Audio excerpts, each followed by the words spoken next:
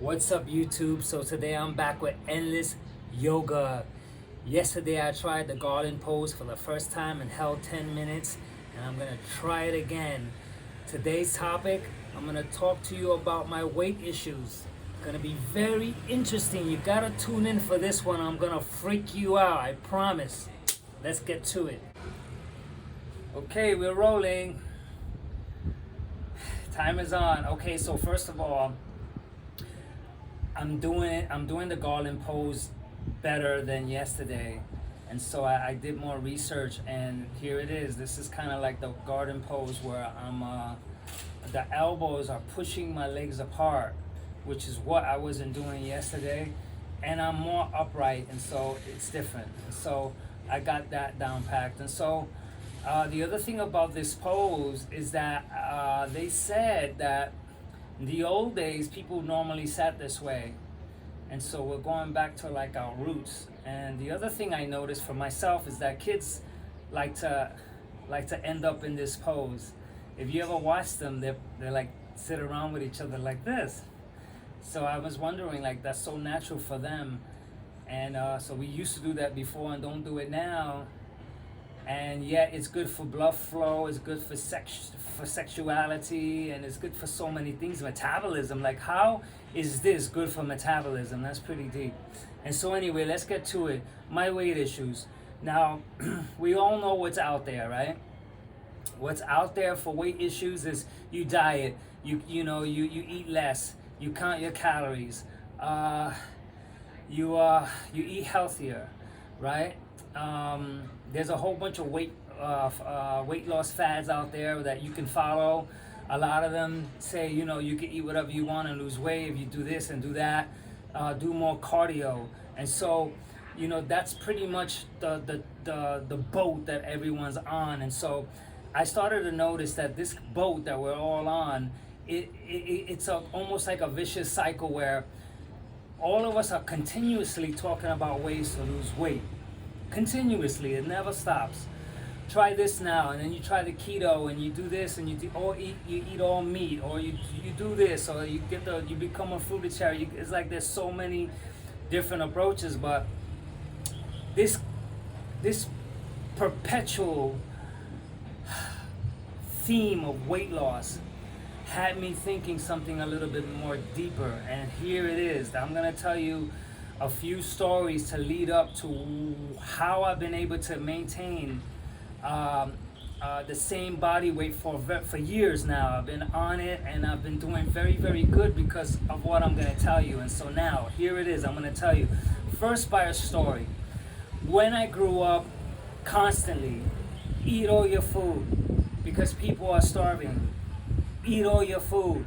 And so mom or dad will come to the table to make sure I ate all my food. In spite of that, I was full. I had loads of energy, and I didn't really need to eat. But look what was happening right there. Right there and then sets the tone. It sets the premise of that I'm supposed to eat all my food. So that's one. And that stayed with me for years.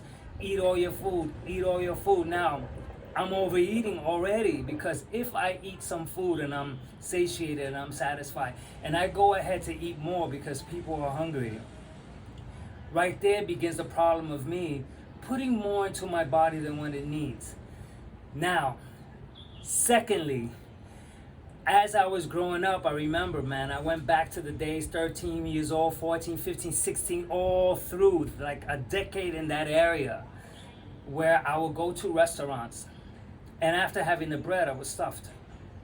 Meanwhile, I had an appetizer and a main course and dessert.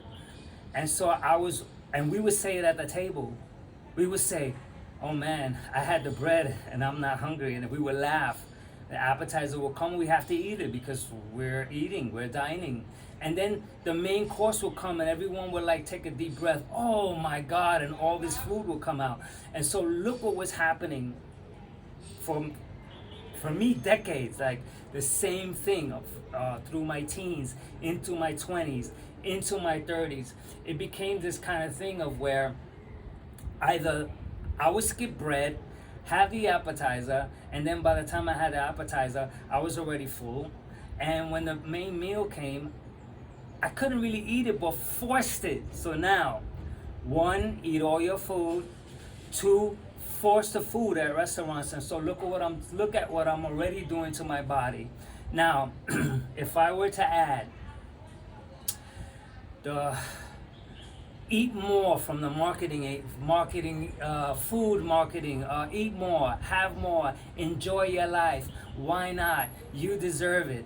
This is what they promote. They associate food with pleasure. And bingo, that's my answer. The association to making food pleasurable, fulfilling, and associating food with happiness is the freaking root. It's the downright root of my problem, because what was happening was that I wasn't really eating to eat. I wasn't eating because I needed the fuel. I was eating because I needed to chase happiness. I needed to be fulfilled. So the ice cream was yay, and the pizza was, oh man, pizza was way too overboard. It was this chase for pleasure. And so when I started to realize this, all the points from growing up to the restaurants, and to my attitude, and to the association, have it your way, and all these songs, and yummy for your tummy, they're all themes that are very, very closely related towards making someone happy. And they do it to kids. Kids crying, here, have a cookie, you feel better. Then that kid grows up, ends up in therapy, overweight with a mess of problems, because, the kid was taught, then turn to food. That's it. Just turn to food and you'll be happy. And you'll be all better now. And so food making things the all better. Relax. Enjoy. Have another one. You deserve it. It's Friday. Hey, why not? Life is to be happy. Life is to enjoy. Those were the killers. That's actually what got in my way. And so when I realized this, just the realization contains its own discipline. Because when I freaking absorbed all these factors that got so deep, it was over. I didn't have to diet, I didn't have to plan it, I didn't have to count calories. I immediately saw, I had a cappuccino, I don't need another one. I'll have an espresso later. I don't have the regularities of you have to eat at 2 or you have to eat at 5 because it's dinner time. Why are you eating? Because it's dinner time. That structural thing that was implanted or indoctrinated or traditionally imposed or culturally imposed, all those things worked against me because I ended up out of shape. I ended up fat. Look, here I'm going to count.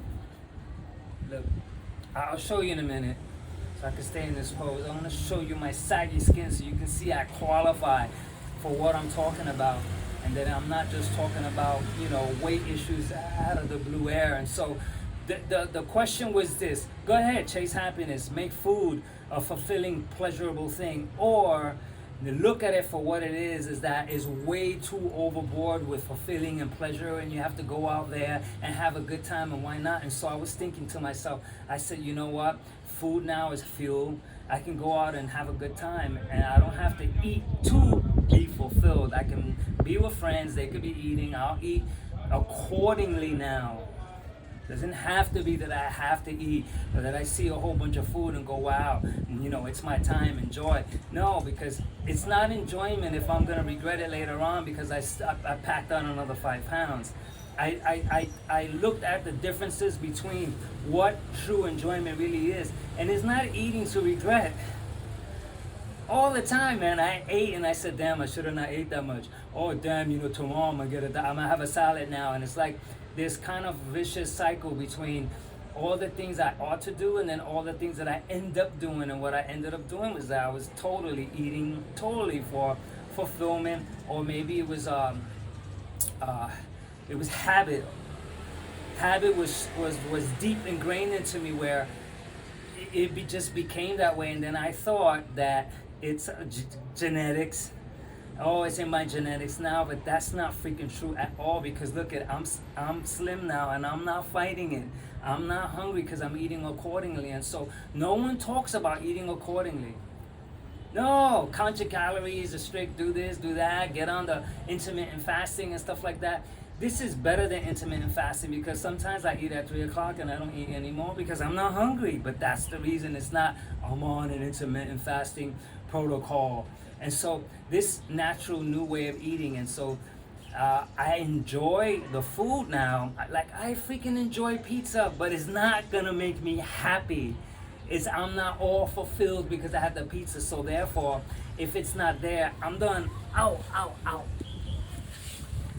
And therefore, oh, that was cool. And this talk is really cool for me, man.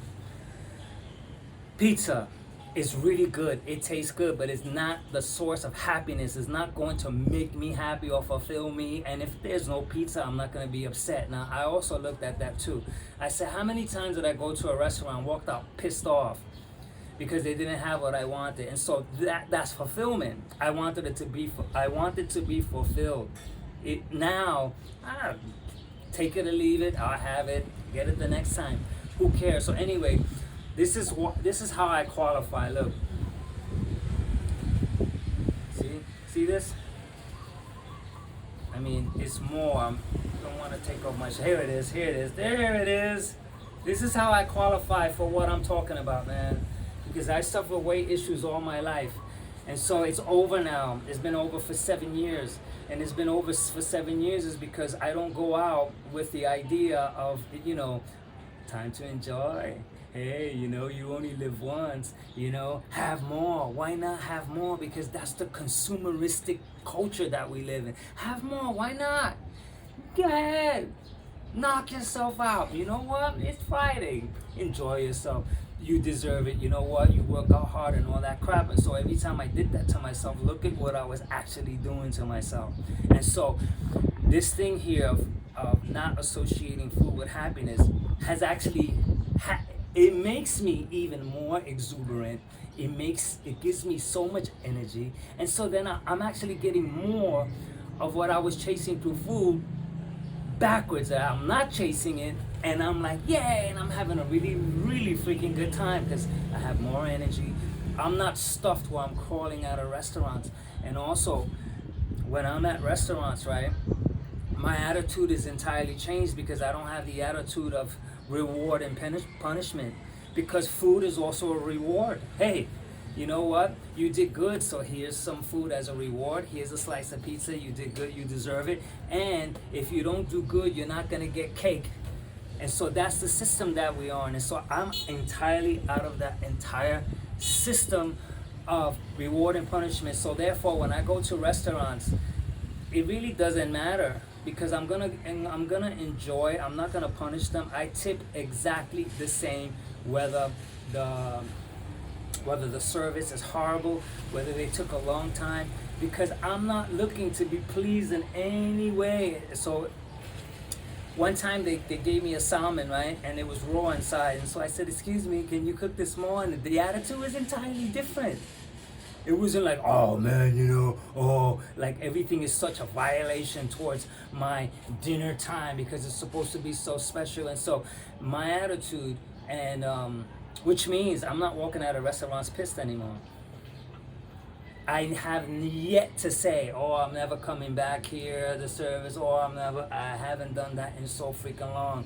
And so what that does is that now I'm prancing along in the restaurant, I'm prancing along outside the restaurant. There's no reward, there's no punishment, there's no, oh my God, this Friday, I can't wait because I'm gonna eat an entire piece of pie. I used to do that. I used to go out on the 1st, and I used to treat myself to an entire pizza pie, and that was my way of kind of like resetting with my workouts. And so even though that was cool at the time, and I don't regret it because that was part of my process, I see that what was going on is that I was holding off for a month so that I can go out and have a giddy time, when I can have this giddy time every day, eating accordingly. I love ice cream. I have the ice cream, but the ice cream is not going to fulfill me. It's not going to add pleasure to the day. It's not going to add, because I ought to be joyful and enjoy the sunset. It should be that. It shouldn't be that I go to the sunset to derive enjoyment from it. So I don't want to derive enjoyment from food. I can derive enjoyment from this conversation. I can derive enjoyment from, being with people, having a cup of coffee or doing work. I can derive, I can actually not derive. I'm sorry, I'm saying it wrong. I should just be, and I will end up like this. It's the best way to explain it, because now I'm moving into a more non-verbal plane. It can't be explained, because if I keep using the word pleasure and happiness and joy, it's very, very difficult, because those words have weight and they carry a certain expectation towards them. But if you look at a child, this is the best way for me to make my point, and I'll end it here. You look at a child, 4 years old, ask him what happiness is, and watch the type of answer you get. He won't answer, he can't answer, but he's full of everything that we want. Like, he's full, he's ready to play, he's ready, he doesn't care to eat. This is my experience, because I'm around the 4.5-year-old right now, and the guy does not care about eating. And so he doesn't measure happiness. Happiness is this, or happiness is that. And so he's been my model to take out the entire spectrum of the idea of we ought to be if we do, and if we do. So if I eat, and when I eat, and get rid of all that cultural stuff and all those traditional stuff and all these embrace happiness that's freaking everywhere. Relax, it's like, be happy. That song, Don't Worry, Be Happy, right now is freaking horrible for me, because sadness has such a powerful energy in it that can do so much if I let it be. I'm a being now. I'm a living being. I'm not chasing. That's the key word, man. I'm not freaking chasing happiness to be happy. I'm not this dramatic, oh, did you know what happened? Oh my God. Looking for some type of shock, adrenaline, let it run. That kind of thing is entirely over. And so every day is, I'm going to use the word pleasant, because there's no other word to use, but I'm like, right now, I'm outside of verbalization. It's like, it's very difficult now to explain it now. This has to be done in order to be fully understood. And I'm proof of it that I do not struggle with weight anymore. I watch my weight, and I make sure, and I do the right things, and I exercise. But I'm not in this battle between gaining, I need to lose, strict diets, deprivation, constantly talking about diet. And now I don't have to do it. It's one of the least, it's the least of my conversational topics, is this weight loss thing, because I'm on it. And so I'm on it not because of diet and none of that stuff. I'm on it because I got straight with this freaking indoctrination that I went through towards food. This thing towards food is way too freaking much. It's overkill.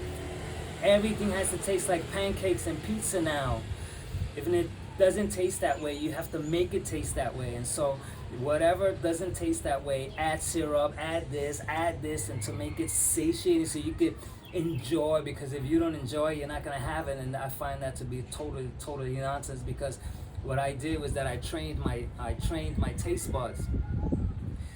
I mustered it and ate raw greens without nothing at all for a long time, and then I found out later on that I was able to taste spinach, man. That's a hard thing to taste. And I was able to taste these greens, and I was able to differentiate the textures and this kind of aroma that comes out, and this kind of fragrance that's in these greens, and I'm able to taste it now, when those taste buds were freaking dead, because they were suppressed with all the other stuff that wouldn't allow me to taste greens. Freaking greens are awesome, man. I love to eat raw greens now. And so I could have not said this before. And so, man, I'm on this plane now, and there's no more struggle. I'm not in this like endless freaking weight battle. Oh, I have weight issues. I'm big bone. Oh, it's genetics. No, I put happiness in its place. There it is. I put it in its place. I put joy in its place. I put pleasure in its place. I'm not gonna go to a restaurant and eat so that I can be happy. Or if I'm sad, I'm not gonna go and have ice cream because ice cream it's gonna make me happy. That's the freaking. Just imagine all the people that are sad and going to eat ice cream. Now they have two problems. They're sad, and now the ice cream's gonna pack on weights. They'll get inflammation, and then diabetes, and then maybe heart trouble, and then they end up in therapy, all because they turn to something that doesn't work. It doesn't work, man. So this way works, and nobody talks about it. You won't find any influencer that says get right with